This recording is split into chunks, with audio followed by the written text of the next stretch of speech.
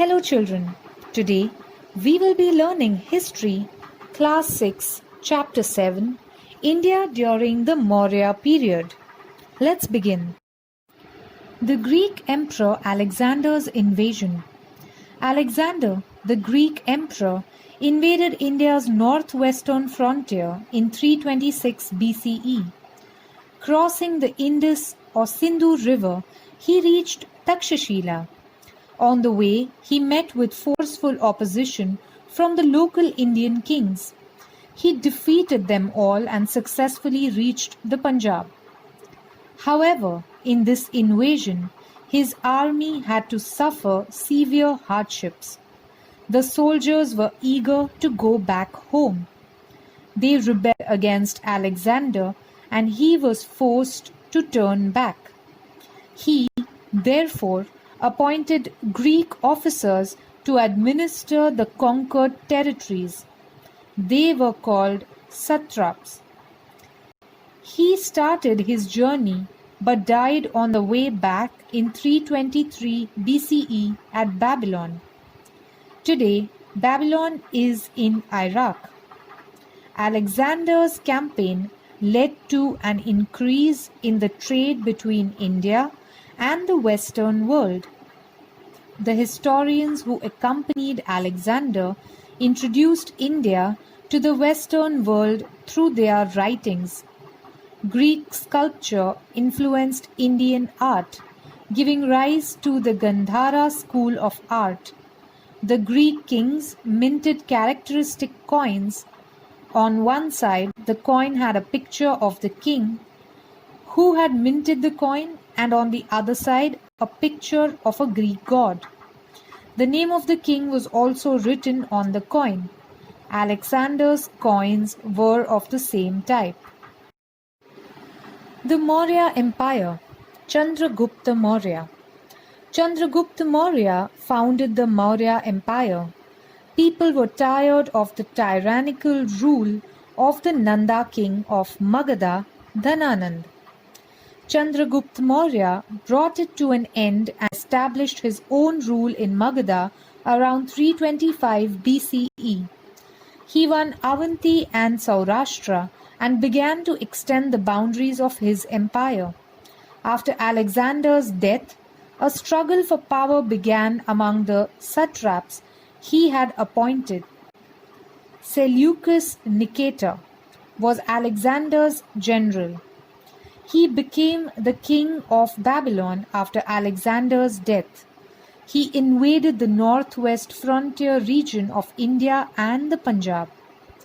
Chandragupta Maurya successfully resisted his aggression.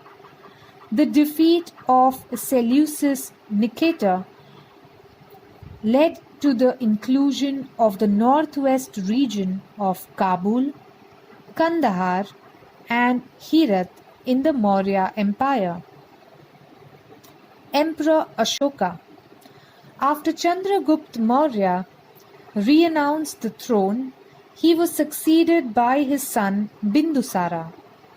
After Bindusara's death, his son Ashoka succeeded to the throne in 273 BCE.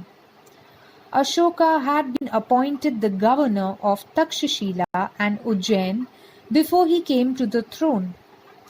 As the governor, he had successfully crushed the revolt at Takshashila. After becoming the emperor of Magadha, he launched a campaign against the state of Kalinga. Kalinga occupied the region of today's Odisha state. Emperor Ashoka conquered Kalinga. Ashoka's empire extended from Afghanistan in the northwest and Nepal in the north to Karnataka and Andhra Pradesh in the south, and from Bengal in the east to Saurashtra in the west. The Kalinga War. Ashoka was deeply moved by the bloodshed of the Kalinga War. He decided never to wage a war again. He came to believe that truth, non-violence, compassion, and forgiveness were the important values. Ashoka wanted to spread these teachings among the common people, and therefore he had pillar edicts and stone inscriptions engraved throughout his kingdom. These writings are in the Brahmi script. In these inscriptions, he is referred to as Devanampiyo Piyadasi, beloved of the gods and he who looks on with affection. Another inscription states that 8 years after he ascended the throne, he made the conquest of Kalinga and had a change of heart on seeing the devastation it caused. An inscription of Emperor Ashoka at Delhi Topda shows that he had put strict restrictions on the hunting of bats, monkeys, rhinoceroses, and on setting fire to forests. Emperor Ashoka's work for the spread of religion. Ashoka had embraced Buddhism. He had convened the Third Religious Council on Buddhism at Pataliputra. Ashoka sent his own son Mahendra and daughter Sanghamitra to Sri Lanka for the spread of Buddhism. He also sent Bauddha bhikkhus to West Asia and Central Asia for spreading Buddhism. He also built many stupas and viharas. Public welfare activities. Emperor Ashoka laid stress on the creation of facilities for the welfare of the people.